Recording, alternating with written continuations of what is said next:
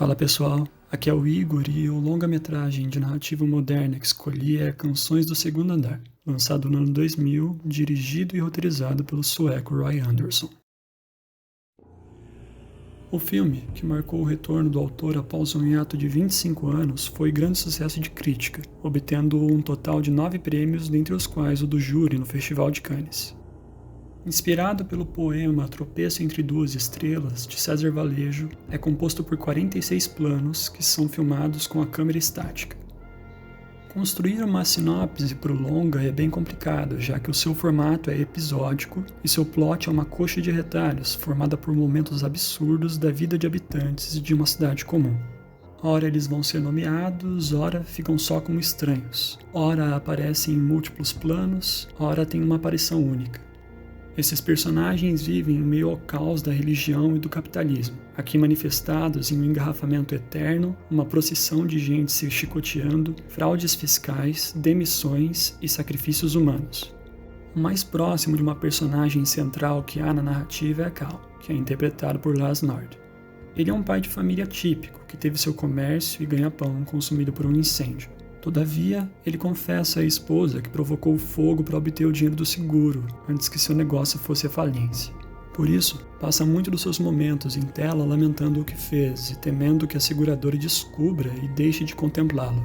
Isso dito, o longa-metragem não é sobre ele, muito menos sobre essa situação. A narrativa não possui a estrutura de apresentação, desenvolvimento, clímax e resolução.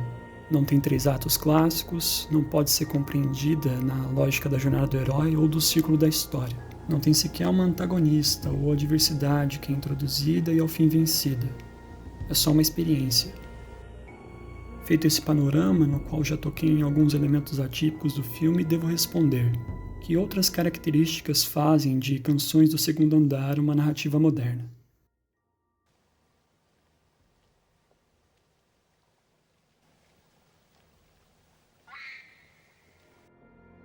Começo abordando o devaneio. Há momentos no filme em que se dão certos acontecimentos e não fica claro, por meio do diálogo ou da técnica, se o que ocorreu de fato é real ou não. A clareza da ação parece menos importante para o filme do que o efeito que o espectador sente ao assistir o que se desenrola na tela. Um exemplo disso é o canto nessa cena.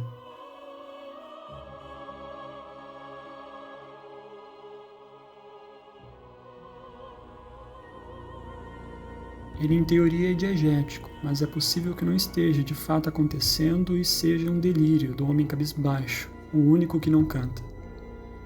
Em outro momento, Cal vê um colega que se suicidou. Ele não se assusta, as pessoas em volta não parecem ver problema no que está acontecendo e os dois vão até uma lanchonete juntos. A narrativa não é clara, não ficando óbvio o que está se assistindo pela maior parte da 1h30 que o filme tem. Em um filme clássico, a montagem, as cenas e os planos são feitos de forma a situar o espectador da melhor forma possível nos eventos narrativos.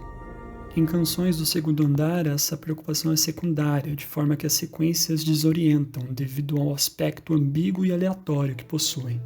Essa desorientação se dá quando uma cena sobre uma personagem num espaço X é seguida por outra num lugar diferente, com uma outra personagem sendo ela estabelecida ou totalmente nova. Outra característica moderna é a subversão da causa e efeito. O conceito de causa e efeito é bem sintetizado pela arma de Chekhov, a qual estabelece que se uma arma vai ser disparada no clímax de uma narrativa, ela precisa ter aparecido antes na história. Entende-se, portanto, que para algo acontecer na história precisa haver uma preparação, ou em outras palavras, toda consequência deve ter uma razão clara. No longa de Roy Andersson, isso não acontece múltiplas vezes. Não se sabe o porquê de um engarrafamento, da habilidade de Cal ver os mortos, de um ilusionista errar seu truque, de um poeta ter enlouquecido, de uma casa ser avistada se mexendo e muitos outros momentos curiosos.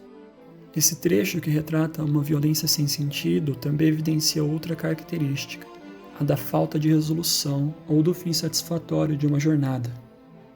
Esse homem sem nome, que procurava por alguém que não aparece no filme, é agredido e hospitalizado. E isso, que ocorre antes da marca dos 15 minutos, normalmente poderia ser um incidente excitante dos que se vê em tramas policiais ou de vingança. Aqui, no entanto, não é nada. Apenas mais um retalho na colcha que forma o filme. Ele não aparece mais, de forma que a gente não sabe se ele se curou, morreu ou mesmo se a polícia prendeu os agressores dele.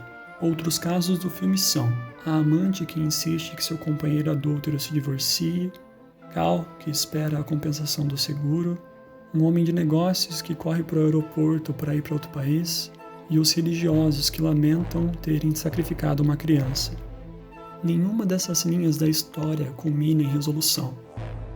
Esses elementos perturbam a compreensão do espectador ao invés de o guiarem por uma jornada em que um grupo ou alguém enfrenta dificuldades, luta, perde, luta de novo e as vence. Aqui a experiência de quem assiste é sobre perguntas. O que aconteceu? Há algum detalhe que eu perdi? E assumindo que exista, qual o significado daquela ação, daquele diálogo, daquela imagem? Isso tudo faz de Canções do Segundo Andar uma narrativa moderna.